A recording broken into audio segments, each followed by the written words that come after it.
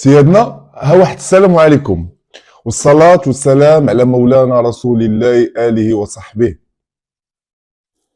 مرحبا بي عندكم ومرحبا بكم عندي في حلقة أخرى من محتوى قضايا. أولا وكالعادة كنبغي نشكر جميع المتتبعين والمتتبعات لهذا المحتوى اللي بفضل مشاهداتكم وتعاليقكم وآرائكم وانتقاداتكم الحمد لله احنا دائما إلى الأمام. وندخل مباشرة في تفاصيل جريمة اليوم. سنة 2015 جات واحد السيدة لمخفر الشرطة كتبلغ بأن الزوج ديالها اختفى عن البيت من البارح، ما دخلش للدار، وبأنها بقات كتسناه الليل كامل وما دخلش.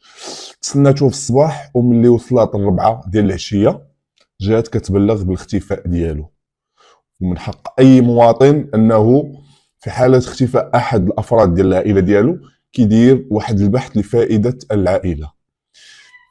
اخذوا الاقوال ديالها. الزوج ديالك شنو الاسم ديالو؟ كتقول بان الاسم ديال الزوج ديالها الزبير. هاد الزبير ما خدامش خدمه اللي هي قاره، مره كيدير غارديان ديال الطوموبيلات، مره كيبيع وكيشري في المواد المخدره، بعض المرات كيبيع الخضره، بمعنى غير كيتلوى، يعني ما عندوش واحد المدخول اللي هو قار.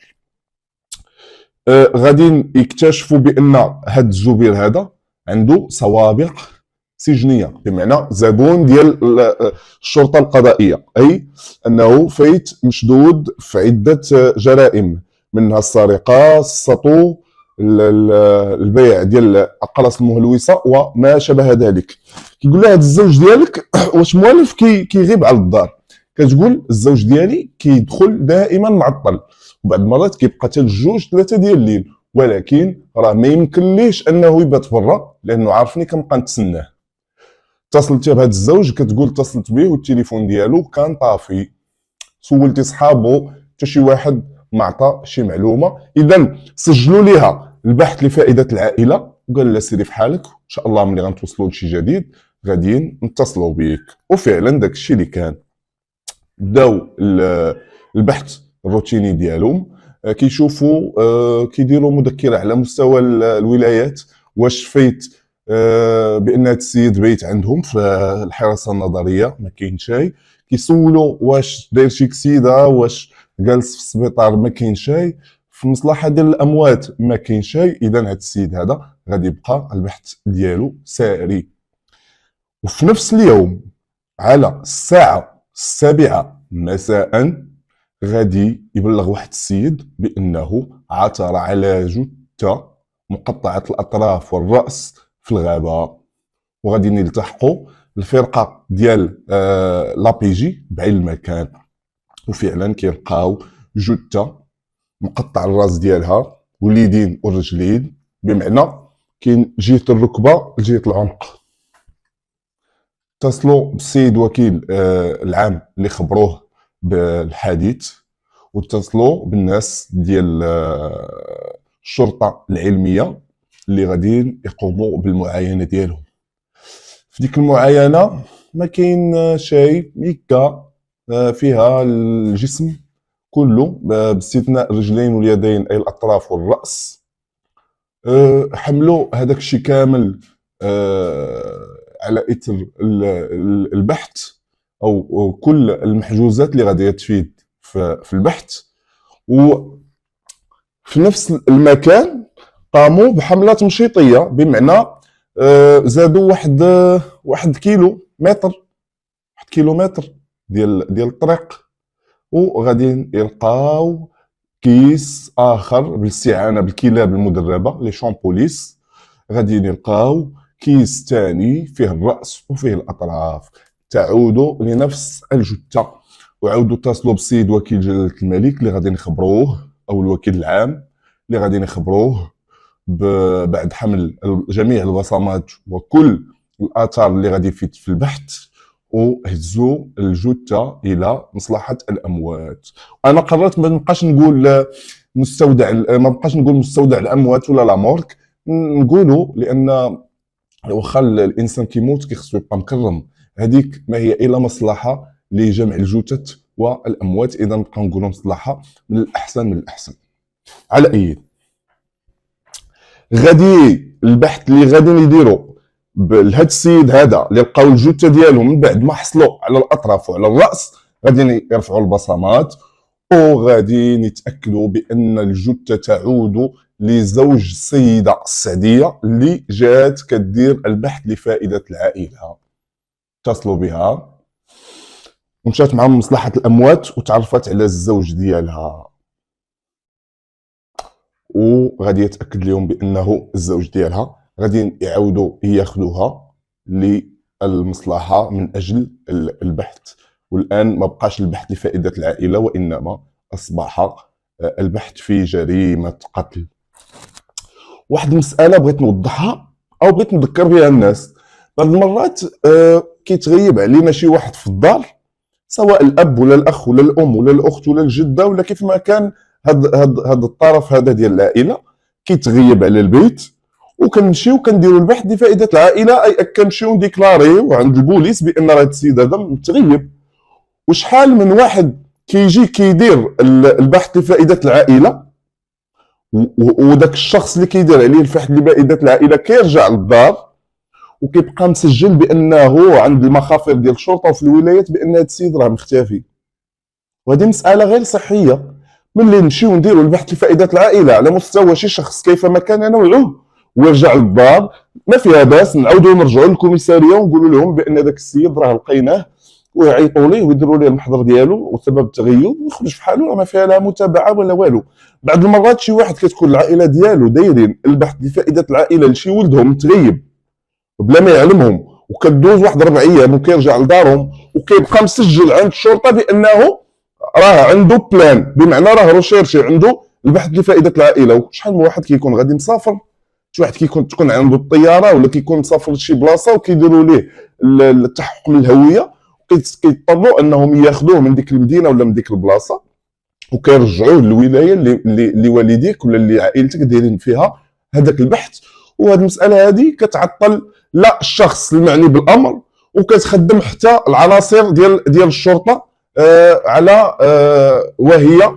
اذا من الاحسن الانسان انه الا دار شي بلاغ يمشي يعاود يرجع يقول لهم باللي راه كاين وكاين. اذا اتصلوا بهذه الزوجه هذه، قلنا خدوها لمصلحه الاموات، تعرفت على الجثه واكدت بانه عفوا هذاك الزوج ديالها، والحاله كانت صعيبه عليها لان الراس مقطع كيف قلنا، اليدين مقطعين، الرجلين مقطعين، ولكن حاولت تعرف على الجثه من خلال الملامح ديال اليدين وديال الرجلين، في حين انها ما قدرتش تشوف الراس، ولكن تؤكد والبصمات كذلك يؤكدون على ان الجثه تعود للزبير اللي الزوجه ديالو جات دارت البحث لفائده العائله. البحث اللي داروا مع الشرطه، واش هذا الزوج ديالك عنده شي عداوه ولا شي مشكل مع شي واحد؟ كتقول بان الزوج ديالها فعلا عنده بزاف ديال المشاكل مع الناس اللي ساكنين في هذاك الدرب، بحكم انه كان كيشرب وكان كيعرف في الدار ودائما ضارب مع الناس اللي كيتشكاو من ان الزوجات ديالهم كيخلق لهم واحد الرعب، ولكن ما قدرت تعطي اصابع الاتهام لحتى شي واحد، وبقى البحث ساري.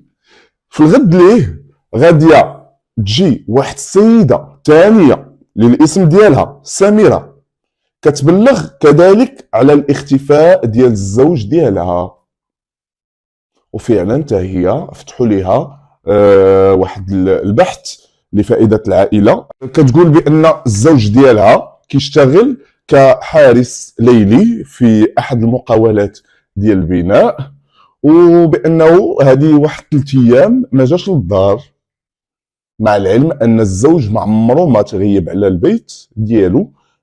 كيخدم في الليل وفي الصباح كيجي، عنده روتين عادي، كيفيق مع العشيه كيمشي للقهوه، ومن بعد في الليل كنوجد ليه عشاتو وكيمشي للخدمه عادي. ولكن هذه واحد المده ديال 3 ايام ما بانلوش الاثار. اتصلت بالاصدقاء ديالو، حتى واحد فيهم عطاني الخبر، التليفون ديالو طافي. صبرت حتى عيت، ولكن قررت باش نجي نبلغ. سولوها واش الزوج ديالك عنده شي مشاكل مع شي واحد، واش فايت هضر لك على السفر، واش كتقول ابدا تبدا الزوج ديالي ما عنده حتى شي مشكل مع شي واحد، ما مضارب مع حتى شي واحد، ما عمرو ما ضارب مع شي واحد، وحنا راه عاد سكننا جداد في هذاك الدرب، اي ما عندنا حتى شي علاقه من غير واحد السيد راه كيسكن معنا في المبل، هو الصديق ديال الزوج ديالي. اتصلوا بهذا الصديق ديالو اللي جا لعين المكان، سولوه واش عرفتي علاش عيطنا لك؟ كيقول لهم لا. قالوا ليه الصديق ديالك الزبير اختفى هذه 3 ايام، ورا الزوجه ديالو جات كتصرح بان الاختفاء ديال الزوج ديالها خافتو يكون كيشكل شي خطر عليه، واش عندك باش تفيدنا؟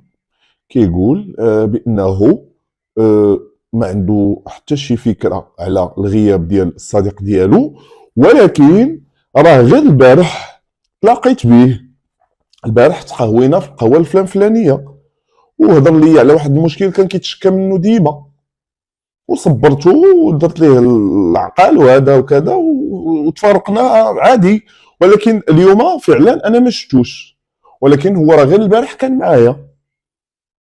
قالوا له شنو المشكل اللي كان كيتشكى لك منه؟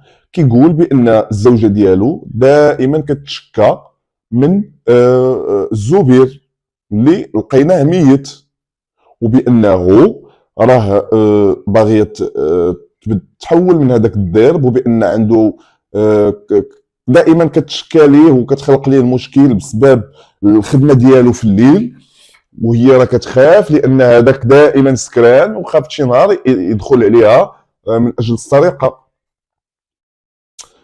سجلوا ليه محضر وصيفطوه في حاله، وعاودوا عيطوا للزوجه سميره الزوجه الثانيه اللي جات كتبلغ بان الزوج ديالها اختفى 3 ايام، في حين ان الصديق ديالو كيقول بانه شافو غير البارح.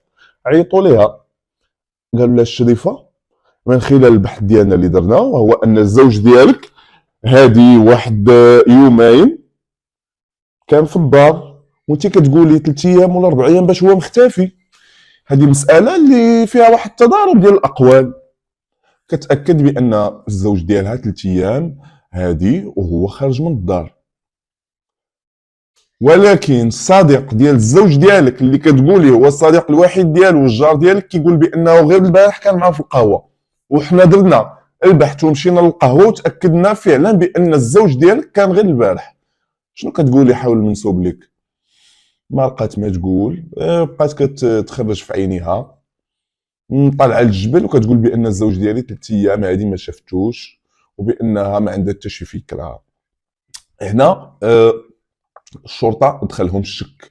اولا رجحوا بان لا يستبعد ان اللي قتل الضحيه الاولى غيكون هو اللي قتل الضحيه الثانيه، لانهم كيسكنوا في نفس الحي وبجوجهم نفس الحاله الزوجيه، الحاله الاجتماعيه عندهم نفس الشيء، بجوجهم مزوجين. واش كاين شي قاتل ديال التسلسل بادي عاد بادي دابا، او لا قاتل شي ناس اخرين اللي مازال العائلات ديالهم جاو ما بلغوش؟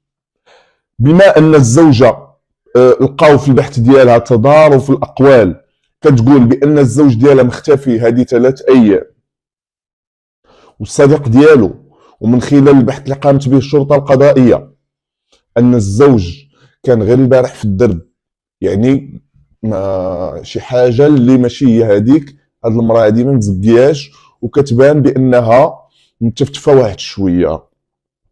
واحد المساله بغيت نقولها للناس، هو ملي كيكون لوفيسي دو بوليس ولا الانسبكتور كيدير معاك واحد لونكيت في حي مثلا، كيقول لك واخا قولي لي نهار الاثنين فين كنتي، كتقولي ليه الاثنين مثلا كنت في السوق الفلاني، شنو تقديتي؟ تقديت كذا كذا كذا، شحال ديتي معاك ديال الفلوس، شحال رجعتي معاك ديال الصرف. ومن غير هاد الاسئله هادي راه كيمشيو لهذاك السوق وكيسولوا من الخضره من الدلاح ومن البطاطا والقزار ومن الدجاج باش كيتاكدوا بان راه ماشي غير كتقولي لهم راه كنت في العرس، راه غيمشيو وغيتاكدوا بانك فعلا واش كنتي في العرس. كنت معشيه عند بنت خالتي، شنو كليتي عند بنت خالتك؟ باش طيب هذاك الطاجين باللحم ولا بالدجاج ولا بيبي ولا تفرجنا في التلفازه؟ فاش تفرجتي في التلفازه واين وقتو كيرجعوا البروغراماسيون ديال التلفازه وكيشوفوا واش فعلا الاقوال ديالك صحيحه ولا لا. وهذا الشيء اللي داروا الشرطه باش تاكدوا بان الزوج كان غير البارح فعلا مع الصديق ديالو في الدرب. غاديين يزيروا هاد المراه مزيان، وغاديين يعلموا السيد وكيل العام بهاد المسائل هذه، في حين غادي يعطيهم تعليمات ب لا بيركيزيسيون ا دوميسيل، البحث امر بالتفتيش والبحث مع هاد السيده هادي، وخضعوها للحراسه النظريه. الحراسه النظريه بمعنى خلاوها وشدوها عندهم، غادي يثبت عندهم ديك الليله حتى يعرفوا اشنو كاين. الغد خداو السيده ومشاو باش يديروا لا بيركيزيسيون ديالهم، تفتيش ديال البيت كامل بالحضور ديالها. وفعلا مشاو وكيقلبوا كيقلبوا كيقلبوا كيقلبوا، وواحد الضابط غادي يدخل للحمام تحت اللافابو، كيلقى هناك كيس بلاستيكي يشبه الكيس البلاستيكي اللي طلقات فيه الجثه ديال الزبير، ديال الجثه اللي لقينا في الغابه. غادي يحلها وغيلقى فيها ملابس ملطخه بالدماء، واحد البول تيشيرت فيه بقع ديال الدم. وغادي نعيطوا للسيده، شنو هاد الشيء هذا؟ ديالنا هاد الحوايج هادو. كتقول هاد الحوايج ديال راجلي. ولكن حوايج ديال راجلك لقينا فيهم الدم، وانت قبل ما نستدعيوك دابا كنتي في الدار، زعما ما عارفاش هاد الحوايج هادو فين كاينين، وماشي في شي بلاصه اللي هي مخبيه، كاينين تحت اللافابو ديال الطواليط. الا ما سيقتيش اليوم غتكوني سيقتي البارح، ولا ما سيقتيش البارح غتكوني سيقتي البارح. انت كتقولي بان الزوج ديالك مختفي هذه 3 ايام، في حين ان الدم مازال كيبان جديد. كيفاش هاد المساله هادي؟ اش كتقولي في هاد الشيء هذا؟ كتقول بانني انا ما عندي حتى شي علم بهاد الحوايج كاينين فعلا وحقا، ان هذاك التيشيرت ديال الزوج ديالي وهذوك الملابس ديال الزوج ديالي، ولكن الدم اللي فيه ما عرفتوش ديال من، وما عرفتوش منين جا. وبقاو مزيرينها، راه غادي طير معزه تنزل معزه، ما عرفت كيفاش توقع لهاد المعزه هادي، راه ما غنطلقوش دابا حتى تقولي لنا هاد الدم هذا منين جا. الزوج ديالك ما كاينش اللي غادي نسولو على الحوايج، ولكن انت كاينه، انت غتقولي لنا اشنو كاين. وزيروها، وينقز واحد الضابط ويقول لها شتي دابا حنا ما غاديش نضيعوا معاك الوقت، انت يا الشريفه موقوفه من اجل تهمه القتل العمد مع سبق الاصرار والترصد، لا للسيد الزبير ولا للزوج ديالك. السيده تخلعات، شافت بان غادي تلبس زوج ديال الجرائم، بدات كتبكي وشدات في راسها. جابوا لها كاس ديال المشروبات وهي تعاود لهم كل شيء. كتقول هاد الزوجه هادي بانها في هذيك الليله ديال الامس تناقشات هي والزوج ديالها، وقالت ليه انا راه ما يمكن لياش غادي نبقى صابره على هذا الشيء هذا. الزبير يوميا سكران، وشحال من مره كنشوفو كيبرك ليا قدام الباب، وفي اي نهار وفي اي لحظه يقدر يدخل عليا، وهو عارفك بانك انت ما كاينش. قال ليها صبري معايا، راني خبرت المدير ديالي باش يحولني من الليل للنهار، لانني عاد مزوج وعاد ساكن في داك الدرب، والزوجه ديالي كاين وكاين وكاين. صبري معايا واحد شويه. وراني خبرت الجار ديالي، وشكون هو هذا الجار هذا؟ هو اللي كيأكد ليهم بان القاتل او عفوا المختفي كان معاه البارح، الزوج ديالها.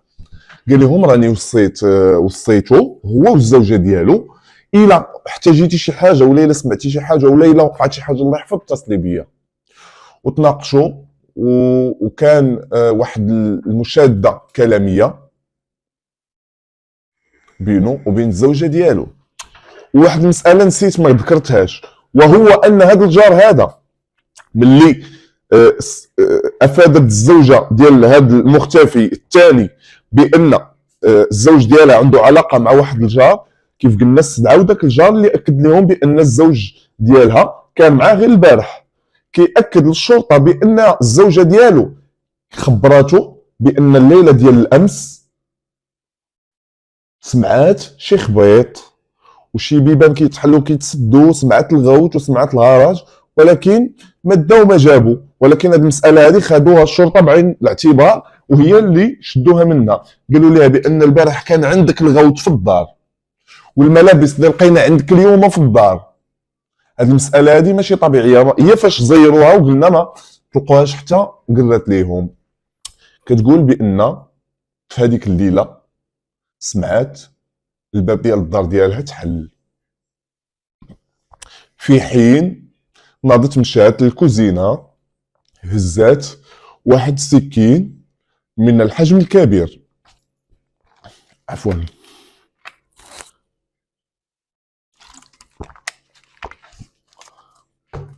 وتخبات في الكوزينه.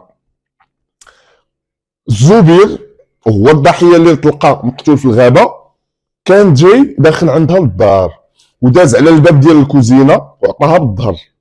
هي في هذيك اللحظه خرجات وفاجاته بالضربه للظهر، وكانت ضربه قاتله. طاح جثه هامده وبدات كتغوت وقالت اش غندير مع اش غندير، غادي نعيط للزوج ديالي. عيطت للزوج ديالها وقالت له كاينه كارثه في الدار، دابا طير وتنزل وتكون عندي. وفعلا جا الزوج ديالها وخبراته باشنو وقع، قالت له راه دخل عليا وهكاين وهكاين وهكاين.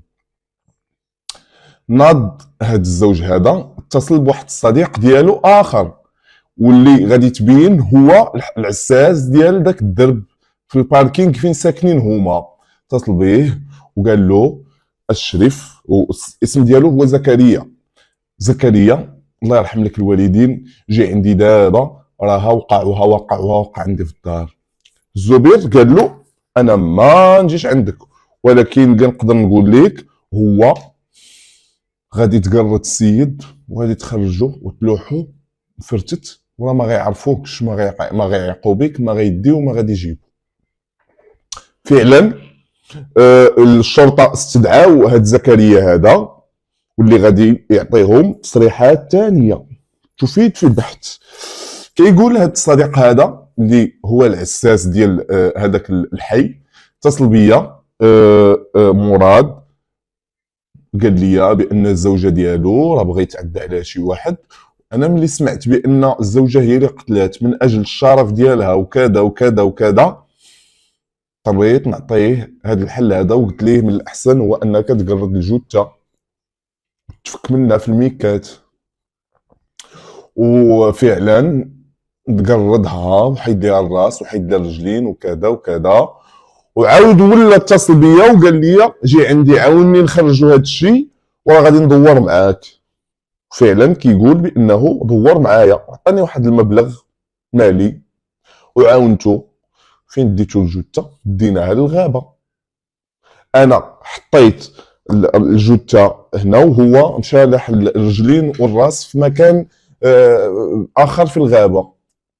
وهذا الزوج هذا فينا هو كيقول بانني انا اللي خفيته وانا اللي خزنته. فين خزنتيه؟ خزنته في واحد الدار كاينه في الجبل، فينا بلاصه، البلاصه الفلانيه. هزوه ديك الساعه الشرطه وداوه للمكان، داهم هو المكان اين يختبئ هذا الجاني. وفعلا كونت واحد الفرقه من 15 شخص اللي تفرعوا على اثر هذاك الجبل، وكاد هذاك الشخص مراد ان يلد بالفرار، ولكن بحكم ان العناصر كانوا كثار تبعوه وطيحوه وجابوه. جابوه في حاله هستيريه كياكل ضفارو حسب ما جاء في المحضر. كيدخل وكيخرج في الهضره من الهول ديال ديك الحاله اللي شاف وداك الحدث اللي قام به. لان ماشي سهله انك تقتل واحد ماشي تقتل جثه، هو ما قتلش، ولكن تقرب الجثه وتخرجها يعني كيبقى عندك واحد المرض اللي يلازمك طيله الحياه. وتا هو كيعترف بما نسب اليه، كيقول بان الزوجه ديالي اتصلت بيا في ديك الليله، وملي جيت ما لقيت ما ندير، اتصلت بالعساس اقترح عليا ما اقترح عليا، وبانني فعلا اقر واصرح انني انا من قام بتقطيع الجثه، قام بازاله الراس والاطراف اي اليدين والرجلين ديال الجثه، وبانه بالمساعده ديال هذاك الصديق ديالو خرج هو وياه وداو الجثه للغابه. وهادشي كامل تجمع في المحاضر وفي التقارير وتقدموا للعداله، وتحكمات الزوجه بالمؤبد، والزوج ديالها ب 30 سنه، والصديق ديالو اللي ساعدو ب 30 سنه. اذا شنو غادي نستافدوا من هذه الجريمه هذه؟ بزاف ديال الناس غادي يقولوا لي بان الزوجه عندها دفاع شرعي عن النفس وقامت بقتله لانه لو لم تقتله كاد ان يقتلها. هادشي كامل انا متفق معك، ولكن ملي كنرتكب جريمه اللي فيها الدفاع عن النفس او عن الشرف، ملي كتقوم ما قامت في الجريمه انا كنبلغ الشرطه. اما الا قتلته وقرضته وديته، غيرت المعلم ديال الجريمه وديته لحتو في الغابه، هنا كتولي جريمه، ما كتبقاش الدفاع عن النفس، وانما كيولي القتل العمد مع سبق الاصرار والترصد. لان كتفوق هذيك فوق، كيفاش غنشرح لكم، في حد جريمه وحده كنولي داير واحد المجموعه ديال الجرائم. كاين اللي الصداع كيكون بعيد عليه وكيقربوا ليه. شتي الام ديالي ولا الاب ديالي ولا الاخ ديالي ولا الصديق ديالي ولا كيفما كان هذا الشخص، الا في حاله ما ارتكب جريمه واتصل بك وعلمك بانه راه قام بالجريمه، الا بغيتي توقف في جنبه راك ما كتوقفش في جنبه، راك غير كتزيد تغرق وكتغرق راسك. وقعت الجريمه نتصل بالشرطه. لان لو مثلا ضربات السيد وهو بحكم انه داخل عليها، يعني كيقولوا الهاجم يموت الشرع، هو متهجم عليها في البيت ديالها، كان ملي جا الزوج ديالها كان حتى هو خصو يعلم بالشرطه ويقول لهم هاكين وهاكين وهاكين. وحتى الا كانت شي متابعه غادي يكون واحد المتابعه خفيفه، او بحكم الا كان عندك شي دفاع اللي هو متمكن ممكن انك تطلعي براءه. ولكن كتصلي بالزوج ديالك وكيجي الزوج ديالك وكيقطع الجثه، والزوج ديالك كيتصل بالصديق ديالو والصديق ديالو كيعاونو باش كيغير، يعني هنا كتولي تكوين عصابه اجراميه. هنا كيولي العدل والمحكمه كتولي ضدك وماشي معاك. وهي قالت في اخر تصريح لها بانها جات كتبلغ على اختفاء الزوج ديالها باش تهرب من الصوره، وبان الزوج ديالها غادي يختفي واحد المده ريتما تفوت الصيروره ديال البحث وما غاديين يتجبدوا ما والو. ولكن ربي عماهم، ربي قال لهم سيروا برجليكم باش تفضحوا ريوسكم. لان لو مثلا هذا الصديق هذا اتصل به وقال لي خويا دبر راسك منك لراسك، ولا لا جا علم، ما كانش غياخذ 30 سنه ولا 15 سنه ولا مؤبد. وهي لو كانت قامت بالجريمه واتصلت بالزوج ديالها واتصلت بالشرطه ما كانش غادي تاخذ المؤبد. الزوج ديالها حتى هو لو اتصل بالشرطه ما كانش غادي ياخذ 30 سنه. اذا بعض المرات الجريمه كتكون جنحه وحنا اللي كنردوها جنايه. الله يحفظنا والله يحفظكم بحال هاد الناس وبحال هاد الافعال هذه. والسلام عليكم ورحمه الله، حياكم الله.